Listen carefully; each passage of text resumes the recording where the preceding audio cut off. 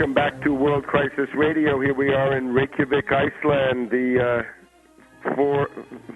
foremost front right now in the struggle of national independence and economic survival against the IMF, the supranational institutions and the dictates of the financier cliques that think they run the world. We're getting conflicting reports from Ireland about how this referendum on the European Union is voting, how it's going.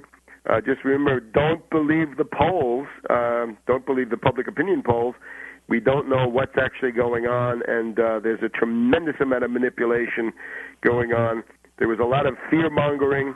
The Irish are being told the world depression is here, and you better approve the Lisbon Treaty, or we're going to cut off the money.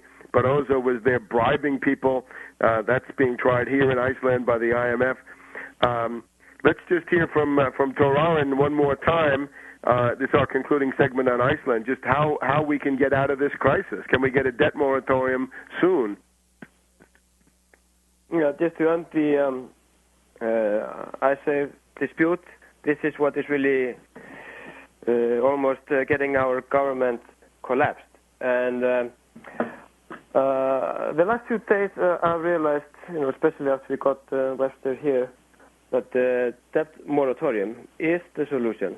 It is it gives us the excuse, for those who are not sure, it gives us the excuse to get rid of the IMF because we wouldn't need those loans they're providing, and we need to stay out of the European Union to remain sovereign and to solve our own problems, and of course we would drop this ISAF issue.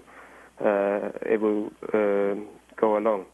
But as I said, that the left Greens, it seems like they are desperate to be a part of the government, so the Social Democrats, they have their threat, and the left Greens have been willing to go along with their program for the application of the EU, and also to pay ISAF, even without the conditions that were later put in there. But anyway, the British and the UK, Netherlands, they seem not happy with this, but now they are negotiating, and we are expecting a new agreement.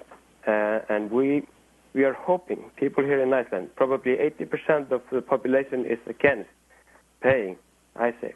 So it's a very strong opposition.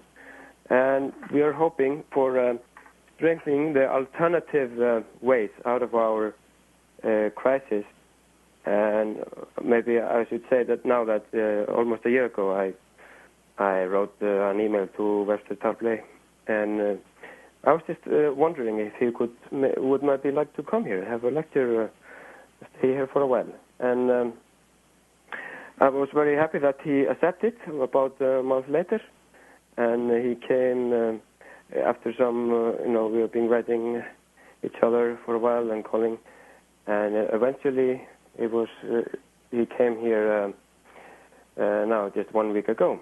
And it's been very helpful and motivating, and he has made a brief, draft for economical solutions for Iceland, and I have to say I'm very impressed that he could, even if he didn't know so much about Iceland and just had a limited information within a time he could get it, but that was quite ambitious work, and I'm very impressed, and so are many people who have seen it, and probably now all parliament members have seen it as I sent it to them.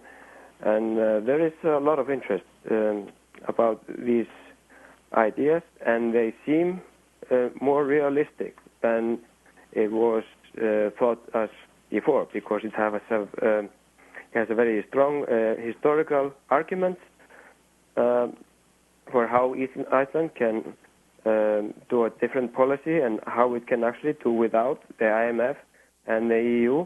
And don't worry if we will lose some supposed friends in the Western world, and because they are, of course, not really our friends. States are not friends, it's just partnerships, and you choose your partnerships may be different for if you're going into a new era. So, of course, it's open to us what Icelandic government has not yet done, and is too lame, to ever do, it seems, is to seek new friends.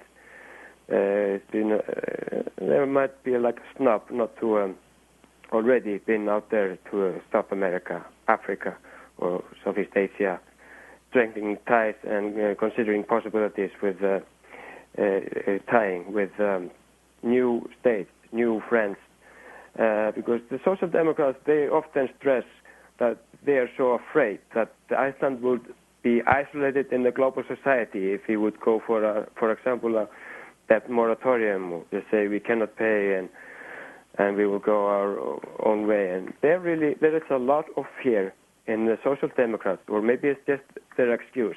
Any other way, it's not acceptable. And if they don't have the guts to be in government, they should get out of government, and they should take the left green with them if they cannot, or they just want to take orders from the Social Democrats that are absolutely incompetent to be in government, and they should definitely step down if they don't have these guts. But anyway, I'm very happy that Webster is here, and I would like him to read you some of his proposals. Thank you very much, Thorvald Einarsson, one of the I think, person who's going to play a big role in the future of this country. Just to sum it up, a 5-point program to save Iceland looks like this. Declare a debt moratorium immediately, not 1 crown for the British and the Dutch. Kick the IMF out. If you've taken a loan from the IMF, pay it back. If you don't have the money, borrow the money from somebody else, from Venezuela or Saudi Arabia or somebody with money. Get the IMF out of your life forever and never let them back in. Don't join the European Union. Second point, you've got to have re-regulation. You've got to have some equivalent of the Glass-Steagall Act. You can't have these banks and hedge funds and brokerages in the same institution. You got to get rid of zombie banks, triage derivatives. If you've nationalized these 3 banks, triage the derivatives, wipe out the derivatives. We can't pay them. We can't afford them. Have a Tobin tax. The AFL-CIO, Robert Kuttner, everybody wants a Tobin tax. We say 1% on all derivatives, on stocks, bonds, options, futures, foreign exchange, and all commodity trades. Third point, nationalize the central bank. Nationalize the central bank and issue 0% credit for production. That means here, farms, fisheries, aluminum production. The fishing fleet needs to be modernized. You've got to develop national infrastructure. 0% lending, productive only. That includes, as we know, dry cleaners, restaurants, laundries, TV repair, auto repair, anything that produces a product, a tangible physical wealth, as distinct from those financial services we don't need. Everybody there gets 0% credit. You want to do financial services? Great. Take your chances elsewhere. No 0% credit for you. Fourth point, you've got to then think about some national infrastructure. Taiwan's in 1975, right after the oil crisis, the government there, Republic of China, decided to build 10 national infrastructure projects, 2 rail lines, 2 ports, 2 big factories, international airport, series of other things, energy production. Iceland should do the same thing. One very obvious component. Iceland seems to have everything, but what they do not have is a railway system. There are no trolley cars, no railroads. There's no rail transportation anywhere in the island. When Kennedy Airport gets a railroad, when the railroad goes to Dulles Airport, when railroads are coming everywhere, Iceland needs them too. And the fifth point, an export strategy, high-tech exports, be the world leader in something and sell that to the world. Back in a minute.